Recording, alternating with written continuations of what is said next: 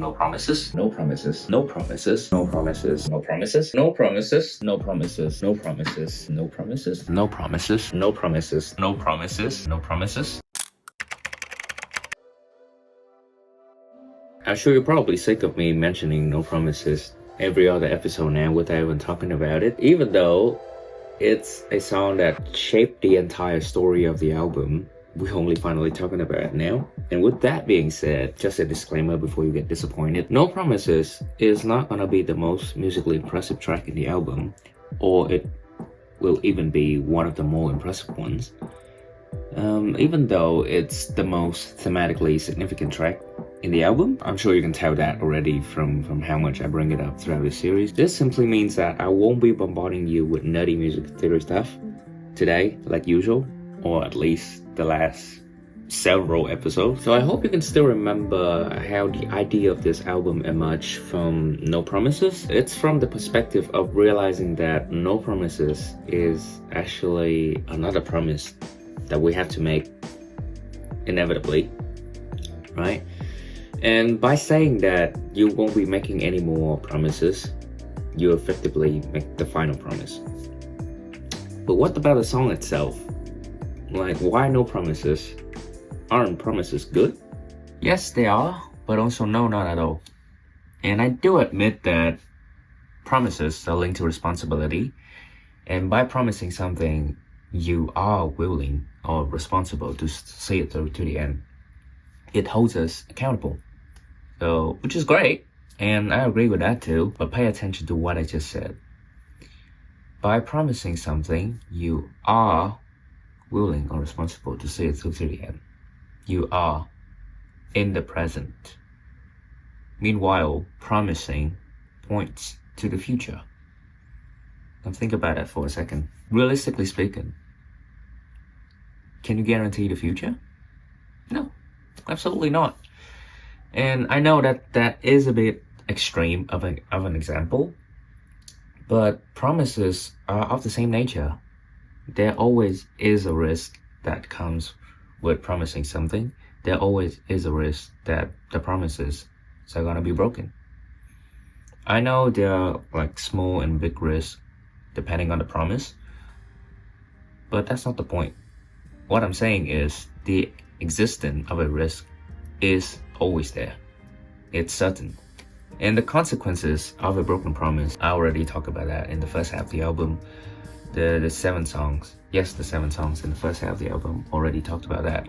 And there's a reason I start the album like that too. But now what? We just established that, okay, promising always comes with a risk. And the consequences of a broken promise can be detrimental the bigger the promise is. Now what? Well, I gave you the answer already. Just don't make any promise. No promises. But no promises is actually just another promise. So it's a paradox. But I'll come back to that later after we talk about the verse 1. Alright, speaking of the verse 1, let's look at how I first started writing this song.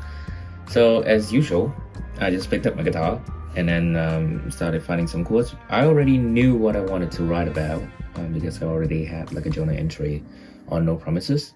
It was a cool idea at the time, so I just had to jot it down immediately.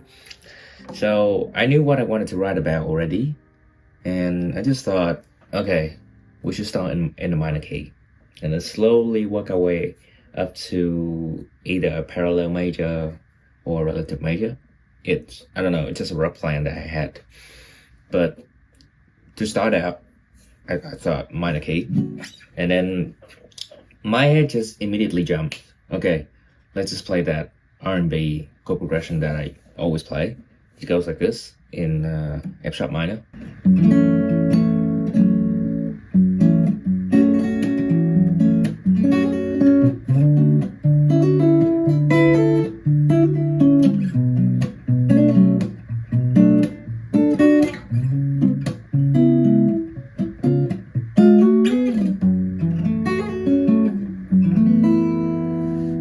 Like that. But then I just thought, it feels a bit flat, a bit boring, a bit predictable.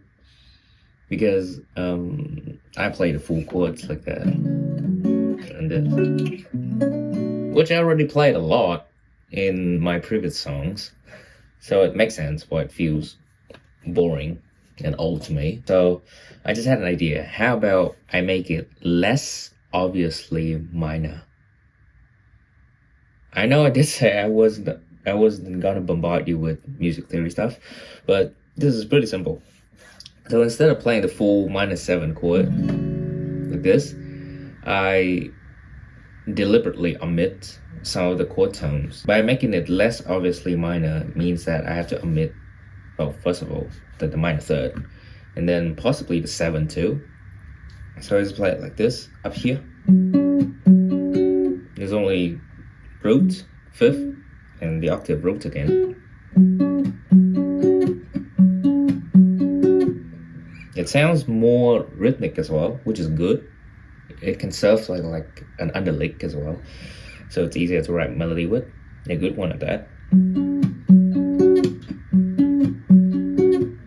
And only then I played that minor third on top. So the whole thing would change to something like this.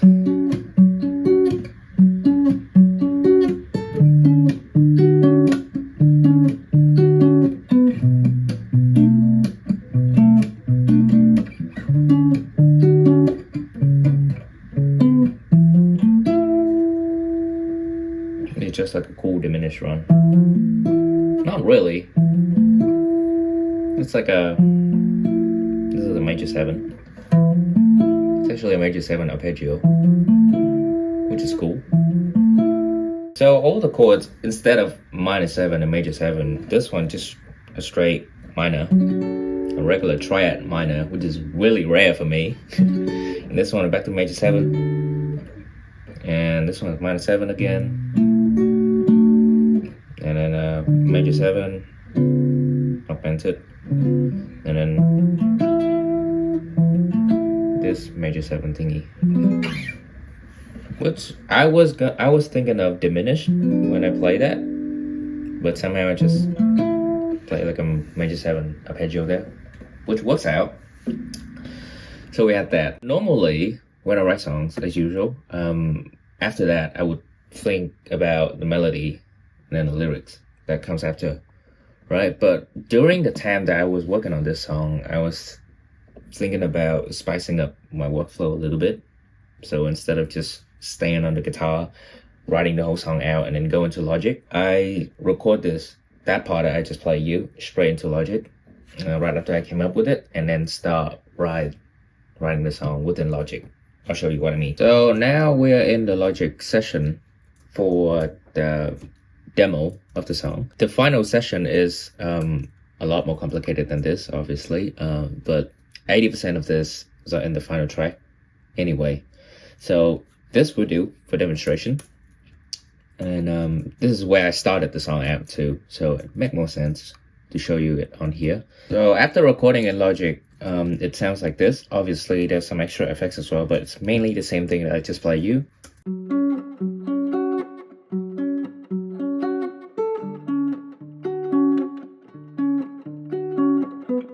That, and then right after recording this, I just thought of a melody and that I recorded straight in. It just made mumbling, but there's a melody there, and I'll tell you what the problem with it is after you hear it.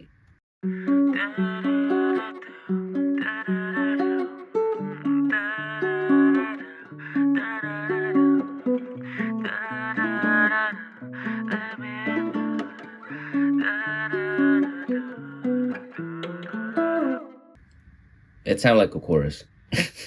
It sounded too much like a chorus, and I just kept it there because it is a good melody, and it felt like it can be a cool intro as well.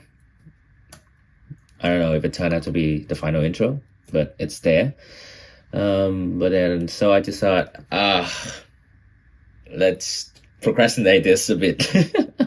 So I went back to the guitar and then trying to like expand into the verse. So in the intro you just heard, it's mono, it's right in the center, but then in the verse here you can tell there's 2 tracks of it.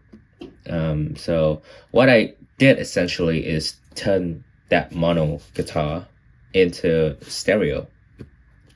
Now what that means is that I just kept that take on one of the channel, and the other side, or the other channel, I recorded another take that is as close as I can to the other take, so it sounds like two guitars playing the same thing, but it's still tight.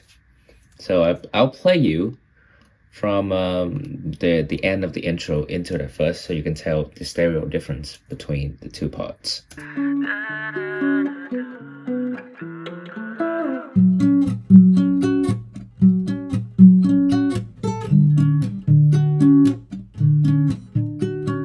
I forgot to tell you, you should have put on headphones to really tell the difference between those, because I didn't pan them all the way either. So it's quite, it's not subtle, but it's not drastic either. So after doing that, I just thought I really have to write a verse melody now. Yeah, before singing you the verse, I'll probably tell you how I framed the story of the song. So I looked at it through the lens of a relationship, because that's the situation where saying no promises would be pretty straightforward. Like, I won't be promising you anything, and I would just be focusing on the present. That's the crux of it, I would say. And yeah, I'll sing you the verse. I don't even know if I could hold your hand for long, but I won't ever promise I will take you beyond the few, like how I now feel. I don't even know if I could get us to the storm. I won't try to convince us that it'd be fine. I'll stop the fire with my bare hands. So, like I just said, everything I'm saying here is that I can't guarantee you the future, so I can't make any promises for you. That's 75% of the verse. But then there's this last line. I won't try to convince us that it'd be fine. I'll stop the fire with my bare hands.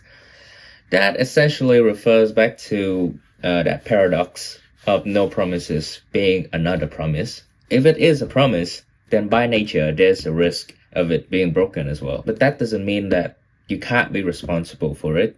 You can't guarantee it, but you can still be responsible for it. Just like, for example, like if I cannot guarantee that I get into the uni that I want or get the job that I want, I would still be responsible for my own future, for my own life, to make something work out, right? To work something out. That's how it is with this line as well. So even if the future won't turn out the way that we want, even though we never make any promises for it, I will still be responsible for it. That's why I use the bare hand as well, because if you can't guarantee it, then it'll be coming up to you unexpectedly, and there won't be any preparation. That's why bare hand. Because if you had preparation, you would put on the gloves or something. I don't know. It's just that metaphor or imagery that I thought of. And then the chorus, I did some guitar layering, but I won't be singing you the chorus. I won't be spoiling it, but I'll show you the guitar layers. What I essentially did is, first I recorded this center layer that sounds like this.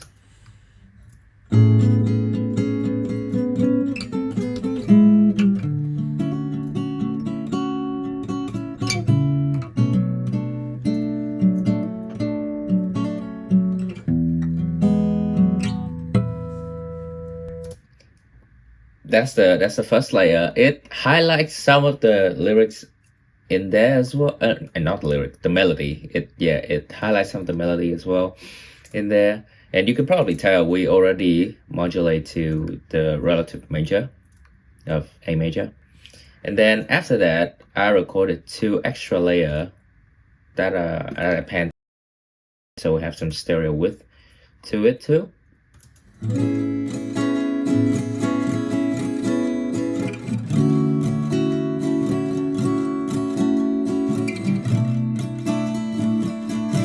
So the first layer is finger picking, and the stereo layer is strumming. And then there's this layer that I put in the second half as well.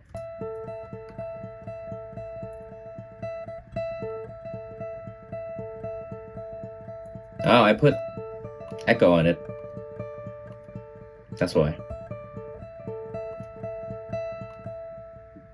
Without the delay of the echo, it just sounds like this. And then I put the echo on.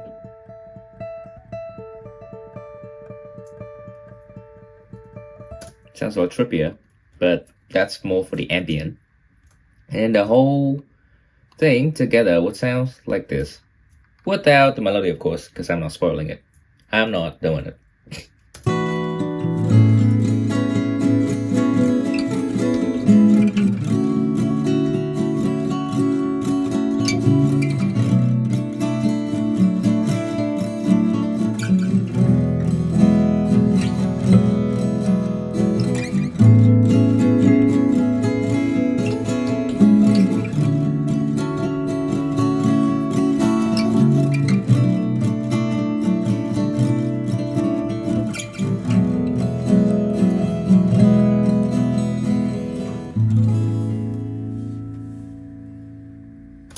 There you go.